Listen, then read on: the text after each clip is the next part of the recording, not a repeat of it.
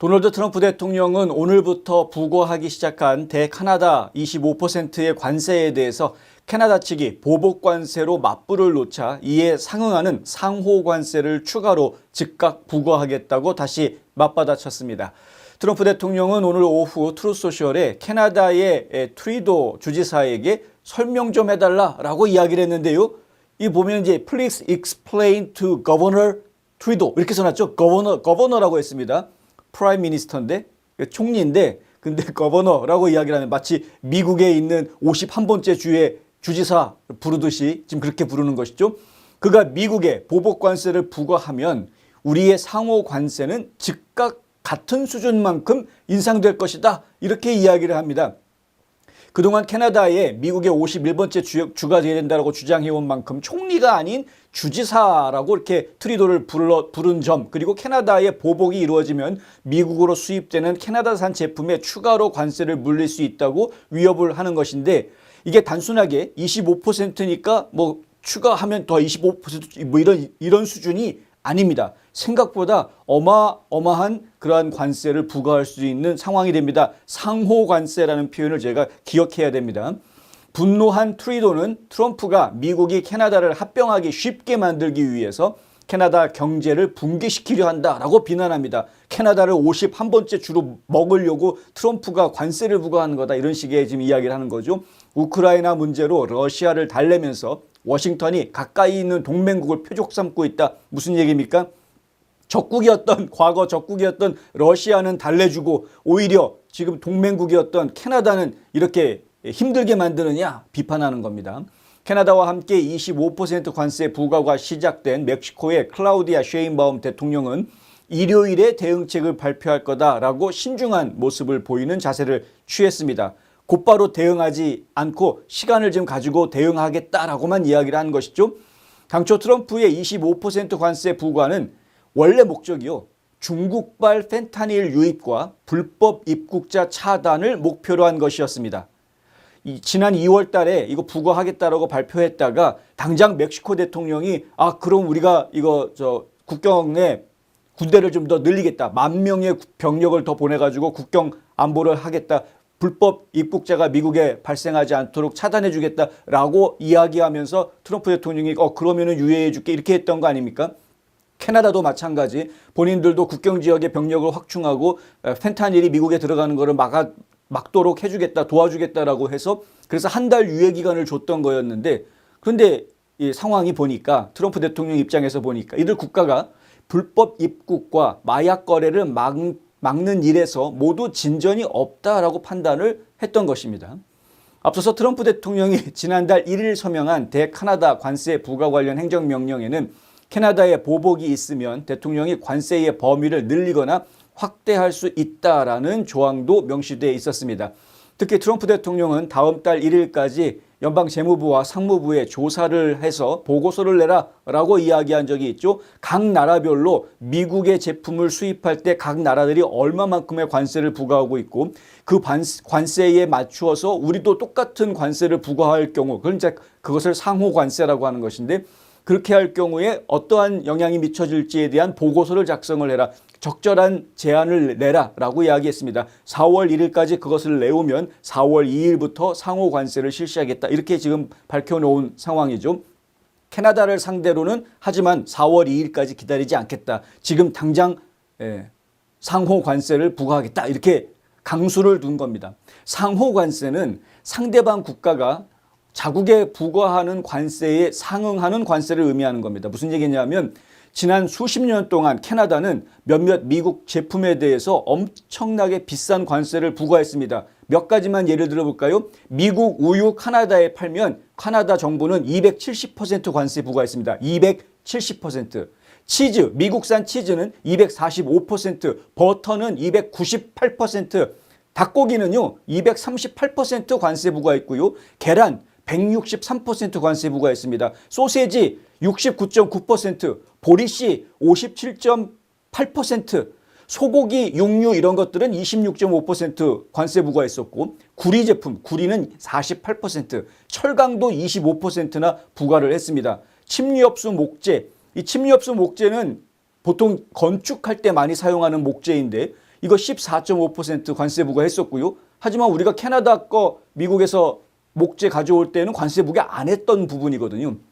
자동차도 캐나다에서 만든 자동차 미국으로 가져올 때 관세 부과 안 했었습니다. 그런데 미국 자동차 캐나다로 갈 때는 25%에서 많게는 45%까지 관세를 부과합니다. 텔레비전 45% 관세 부과했습니다. 냉난방 장비도 45% 부과했습니다. 이거 상호 관세 적용해라 라고 이야기하는 거는 미국도 캐나다 제품에 대해서 똑같이 이만큼 관세 부과해라 라고 이야기하는 겁니다. 트럼프 대통령은 나아가 트루소셜에 캐나다는 미국 은행이 캐나다에서 사업을 하는 것을 허용하지 않는데 미국 은행은 미국 시장에 지금 캐나다 은행들이 넘쳐난다. 캐나다 은행들. 이게 무슨 얘기입니까? 상호 관세 개념으로 이해를 하면 그러면 이거 안 되는 거죠. 트럼프 대통령이 뭐라고 얘기했냐면 그거 참 공평해 보이네. 그렇지 않아? 라고 이야기했습니다. 이게 무슨 얘기냐? 미국 내에서 캐나다 은행들 영업 중단시킬 수도 있다. 이렇게 얘기하고 있는 겁니다. 트럼프 대통령은 또한 월요일에 중국에 부과됐던 10% 관세를 20%로 인상했죠. 이거 추가 관세입니다. 그러니까 기존에 중국에 부과하고 있던 관세에 10% 추가 관세 부과해라. 왜? 펜타닐 유입을 막기 위해서. 중국에서 펜타닐 단속해라 라고 한 거죠. 그런데 안 했습니다. 제대로 돌아가는 게 없습니다. 그래? 그러면 추가 10%. 그래서 지금 중국에 다가 부과하고 있던 관세에다가 추가로 20%를 더 관세를 부과하고 있는 것인데 이것은 무역 교역에 초점이 맞춰진 그래서 뭐 공정 거래 이런 거에 초점이 맞춰진 부분이 아니라 중국산 펜타닐 원료가 캐나다나 멕시코를 통해서 미국으로 들어오는 것을 막게 하기 위한 그러니까 중국 내부에서 단속을 좀 해달라는 취지에서 부과했던 것이었습니다. 중국은 미국의 일방적인 관세 부과를 비난하면서 세계무역기구에 불만을 제기하고 WTO죠. 미국산 농산물 수입품에 10에서 15% 관세를 부과하겠다고 위협하고 있습니다. 아니 뭐 미국산 농산물을 도대체 얼마나 많이 사가길래 트럼프 대통령이 오늘 그 뭐라고 트루소셜에다가 올렸냐면 미국에 있는 농부들에게 미국 농부 여러분 여러분들이 만드는 생산해내는 농산품을 미국 안에서 훨씬 더 많이 팔 준비를 하십시오. 이렇게 글을 올려놨습니다. 수출할 필요 없다는 거죠. 미국에서 나오는 농산물 외국에다 수출할 필요 없다. 미국에서 훨씬 더 많이 팔아라. 미국 안에다가. 그리고요. 중국에서 지금 뭐 WTO에다가 불만을 제기한다. 미국이 WTO 탈퇴하면 그만이죠 뭐. 가뜩이나 지금 뭐 별로 좋아하지도 않았는데 WHO도 탈퇴했는데 WTO인들 뭐 탈퇴 안 하겠습니까? 얼마든지 하려면 하는 거지. 미국이 WTO 탈퇴한다 그러면 누가 제일 울상을 짓느냐? WTO가 울상을 짓는 것이고요. 중국이 결국 피해를 보는 겁니다. 분석가와 기업들은 수입 비용 상승으로 인해 소비자 가격이 상승할 수 있다고 경고하고 있습니다. 이는 인플레이션을 낮추려는 노력을 복잡하게 만들 수도 있다. 경제학자들은 이렇게 이야기할 수 있습니다. 관세가 올라가면 당연히 수입 원가가 올라가고 수입 원가가 올라가면 그럼 판매 가격이 올라갈 수밖에 없으니 인플레이션이 올라갈 수밖에 없다. 뭐 이런 계산에서 나오는 이야기죠. 단기적으로는 그 이야기가 맞습니다. 근데 중장기적으로 놓고 이야기를 하면 트럼프의 에너지 정책 때문에 트럼프가 지금 국제 유가를 굉장히 낮추려고 하는 그러한 에너지 정책을 펼치고 있기 때문에 중장기적으로 놓고 이야기하면은 물건이 생산되는 생산 단가 자체가 내려간다. 결국은 관세 부분이 상쇄가 될 것이다 라는 이야기. 그래서 사실은 길게 보면은 관세 부과 효과라는 것이 그렇게 큰 의미는 없는 것입니다만은 다만 미국 정부가 돈을 좀 긁어 모으게 된다라는 것뿐이지 다른 소비자들 입장에서 큰 차이는 없습니다. 장기적으로는. 문제는 단기적으로는 문제가 될 수도 있다라는 이야기. 특히 멕시코로부터 야채와 과일 및 견과류 수입에 크게 의존해왔던 미국이 식료품 가격 인상을 볼 수 있다는 우려가 제기되고 있다. 멕시코에서 들어오는 야채가 미국 시장에서 소비되고 있는, 그러니까 미국에서 수입하고 있는 전체 수입 야채의 65%를 차지한다고 합니다. 그리고 뭐 과일이나 견과류 같은 경우에도 지금 미국이 수입하고 있는 것의 50%가 멕시코에서 오고 있다고 합니다. 그것 때문에 소비자 식료품 가격이 올라갈 수 있다라는 우려가 제기가 된다라고 이야기하는 것인데요. 사실 뭐 그 부분은 사실 두고 봐야 될 부분이고요. 당장 타겟 그 전국적인 체인을 가지고 있는 그로서리 식품점이죠. 타겟의 CEO인 브라이언 코넬은 회사가 앞으로 며칠 안에 일부 과일과 채소 가격을 인상해야 할 수도 있다라고 이야기합니다. 그런데 이건 장사꾼들은 항상 하는 이야기입니다. 실제로 본인들이 사오는 물건값이 올라가고 내려가고 떠나서 주변의 환경이 분위기가 물건값을 올려도 될 것 같은 분위기다. 그러면 올리는 게 장사꾼들의 뭐 보통 태도이기 때문에 뭐 새로운 것은 아니다. 물론 가격이 오를 경우 소비자들의 소비 심리가 축소되면 가격 인상이 주춤할 수도 있다라는 게 전문가들의 지적입니다. 무슨 얘기냐면 전문가들이 보는 것은 실제 가격이 오른다 안 오른다가 중요한 것이 아니고 소비자들이 그 오른 가격을 감수하고 물건을 사느냐가 훨씬 더 중요하다라고 보고 있는 겁니다. 근데 일반적으로는 가격이 오르면 소비 심리가 위축되면서 물건을 하나 살 거, 두 개 살 걸 하나만 사고 좀 절약하게 되는 그런 모습들을 보이게 되죠. 이렇게 되면은 수요 공급의 원칙에 따라서 가격이 살짝 올라갔을 때 수요가 줄어드는 그런 상황이 벌어지면은 가격이 올라가다 말고 멈칫할 수밖에 없는 그런 상황이 벌어진다라는 겁니다. 근데 가격이 올라갔는데도 불구하고 주민들이 그냥 돈을 계속 펑펑 쓴다. 그러면 계속 인플레이션이 올라갈 수 있는 것인데 지금 현재 노동시장을 놓고 이야기할 때 그것이 그렇게 쉽게 일어날 것 같지는 않습니다. 지금 현재 미국의 노동시장 형태를 놓고 이야기하면은 오히려 소비자들이 좀 주머니를 졸라맬 가능성이 훨씬 더 높아 보인다. 자, 주택 비용도 타격을 받을 수 있다는 이야기가 나옵니다. 연목, 아까 침엽수 나무 원자재 얘기를 했었죠. 이 연목이라든가 석고 이런 것들이 주로 캐나다와 멕시코에서 무려 70% 이상 수입해서 들여오고 있기 때문에 이러한 것들이 건축 자재비를 올릴 수 있다. 건축 자재비가 올라가게 되면 모든 건축 비용이 올라가게 되고 주택 비용도 결국은 다 올라가게 된다. 뭐 이러한 이야기들을 하고 있는 겁니다. 근데 이것이 실제로 영향을 주는 데에는 시간이 걸립니다. 이 원자재 원목이 들어와서 건축 시장 가격에 영향을 줄 때까지 걸리는 시간이 있는데 그 몇 개월 사이에 트럼프가 어떠한 정책의 변화를 줄지 지금은 알 수가 없는 거죠. 그래서 사실은 이러한 전망들은 지금 성급한 우려를 지금 이야기하고 있는 것들이다. 이렇게 설명드릴 수 있겠고요. 캐나다의 보복 관세를 향후 3주 후에 더 확대하겠다라는 이야기가 캐나다 쪽에서는 나와 있습니다. 캐나다는 지금 굴하지 않고 무역전쟁, 관세전쟁을 벌이겠다라는 그런 취지에서 이러한 발표들을 하고 있고요. 중국도 마찬가지입니다. 중국도 끝까지 싸우겠다라는 의지를 보여주고 있습니다.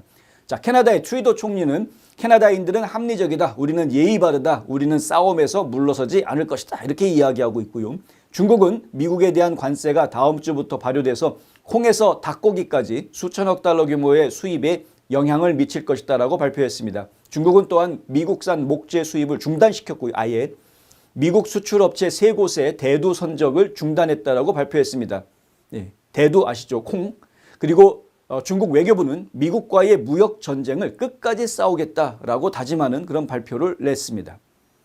뭐 중국, 캐나다, 멕시코 전부 다 들고 일어날지 모르겠으나 결국은 트럼프가 이길 수밖에 없다.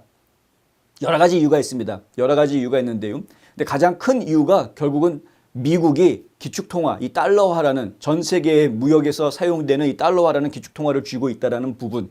그 다음에 에너지 시장을 미국이 쥐고 있다는 부분. 그래서 에너지 시장을 지금은 느껴지지 않겠으나 불과 몇 달만 지나면은 미국이 전 세계 에너지 시장을 뒤흔드는 그러한 위치로 올라가게 됩니다.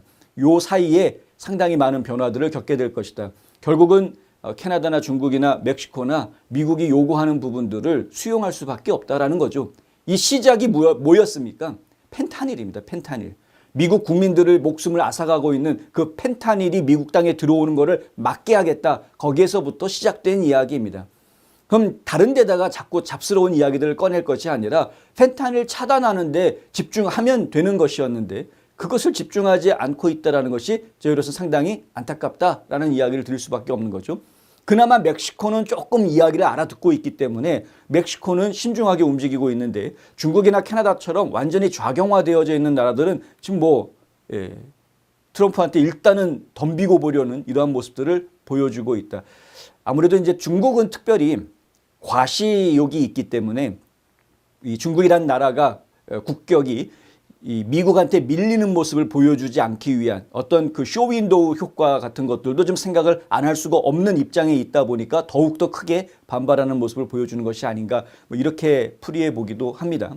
언론에서는 계속 보복관세, 무역전쟁 뭐 이러한 식으로 자꾸 이야기를 하고 있습니다만은 실제로 본질은 그게 아니다. 미국을 더 안전하게 하기 위한 일에서부터 시작됐던 것이었는데 그것을 지금 캐나다나 멕시코나 중국이 제대로 수용하지 못하고 있고 미국 정부의 의지에 협조할 의사를 보이지 않으면서 이러한 문제들이 벌어지고 있다는 점을 분명히 기억해야 할 것이다 라는 말씀 다시 한번 드립니다.